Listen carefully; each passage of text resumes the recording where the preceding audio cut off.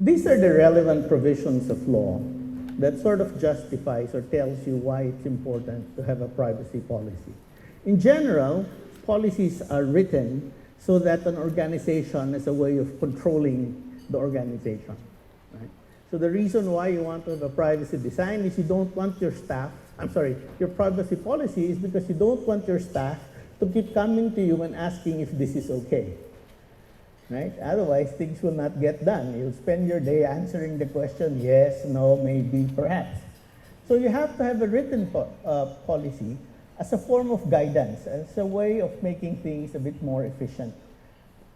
So privacy policies, in general, should start with a purpose. Right? Why are you doing this? And a good example is because we want to comply with the law. Right? And you have to have teeth in your privacy policy.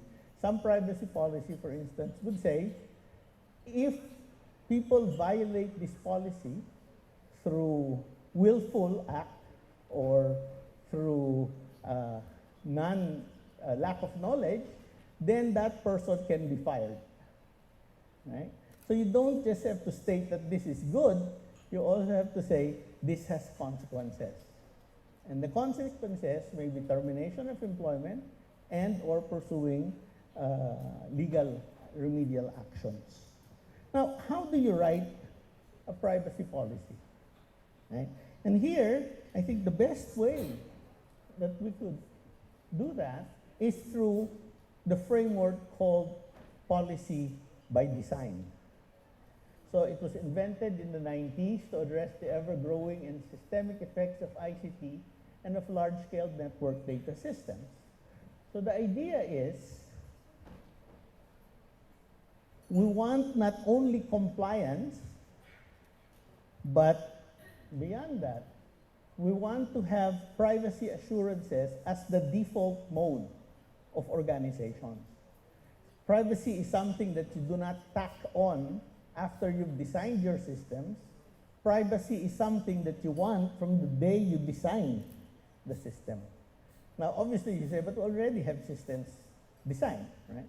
So the idea is all new systems to be designed should have privacy in mind already.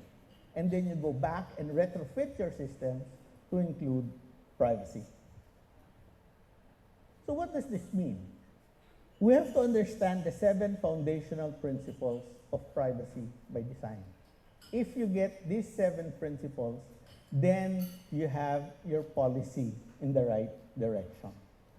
Privacy as the default setting, privacy embedded in design, proactive, not reactive, preventive, not remedial, end-to-end security, visibility and transparency, respect for user privacy. So we'll go through the 7 one by one so that we'll understand it better. So let's start number 1. Proactive, not reactive. Preventive, not remedial. I think that's pretty straightforward, right? You want an anticipatory system, not a reactive one. So what does that mean?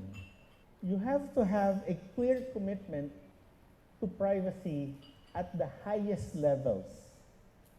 Okay, this is not just something that the privacy officer should be worried about. This is something that the chief executive or the secretary should be worried about. And ideally, it's going to be higher than the standard set out by global laws and regulation. You want to be stricter. Second, privacy commitment that is shared throughout the user communities and stakeholders in a culture of continuous improvement. You want privacy to be part of your organization's culture. And the best way to do that is to set it out first as a written policy. And you should be able to recognize what poor design and poor privacy practices and outcomes are. Second, privacy as a default setting. You want to ensure the maximum degree of privacy by ensuring that personal data are automatically protected in ICT systems and business practices. What does this mean? First is purpose specification. And you've heard this already and you will continue to hear this. The second is collection limitation. So for instance, I've been traveling a lot lately and I cannot understand why in my customs declaration, they need to ask me what my passport number is. And they also ask me when is the date of expiration of my passport. Right? It's customs clearance, for heaven's sake. Right? My name, my address should be sufficient. And yet they ask, where did I stay, how long? Are all this information necessary for customs clearance? Right? So, collection limitation. Data minimization. This is just what I was explaining, right? That as much as possible, the least amount of information, personally identifiable collection, should be collected.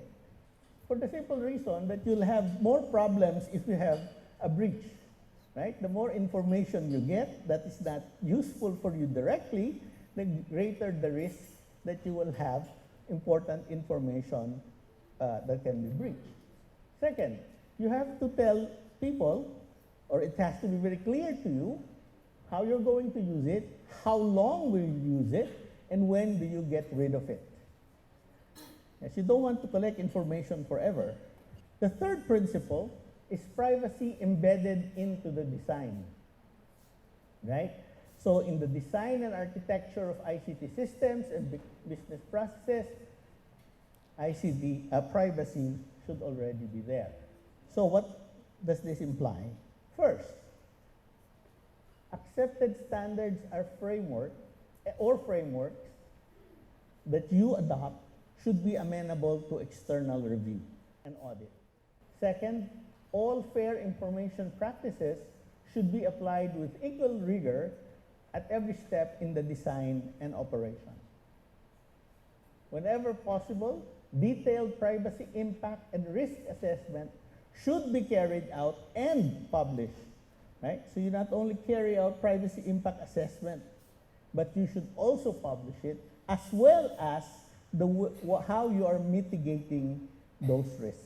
Okay, you should be able to demonstrate how the technology and the operations or information architecture minimize privacy risks. Fourth principle, full functionality, positive sum, not zero sum.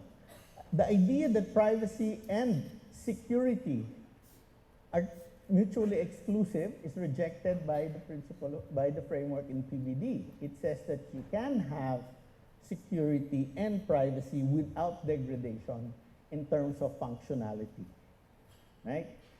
Privacy versus security is a false dichotomy. It is something that you can both have and you should have. End-to-end security, full life cycle protection. PVD principles apply where the data is first created or collected, shared with others, and then finally archived. Visibility and transparency is the sixth principle. It means, first of all, accountability. Responsibility for all privacy-related policies and procedures shall be documented and communicated as appropriate and assigned to a specified individual. You know the saying that success has many parents and failure is an orphan? That means there's no accountability principle in that organization. You have to know who to blame or alternatively, who to praise. Openness and transparency are key to accountability. Information about the policies and practices shall be made readily available to individuals.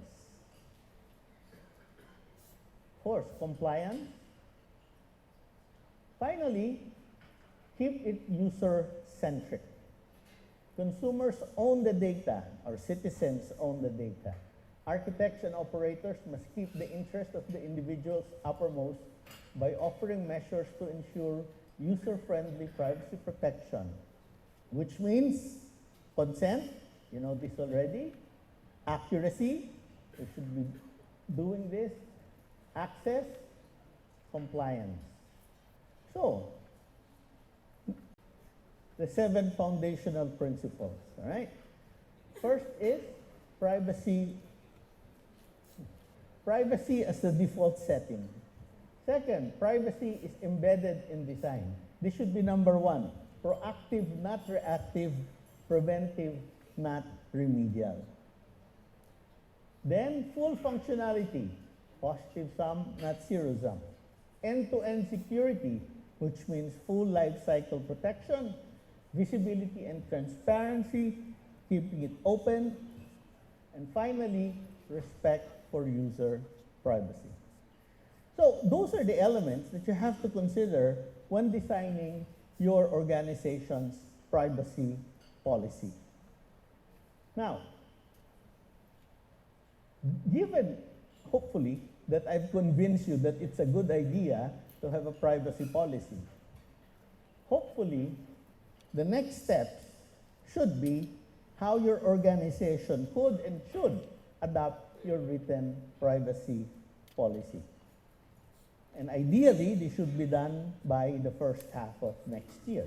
So, as I've mentioned, ideally, your privacy policy should cover the following: policy goals, kinds of personal information that is collected, how personal information is collected, how these information are held, the purposes for which personal information is collected, held, used, and disclosed, how an individual may access their personal information and seek correction of it, and how an individual can complain.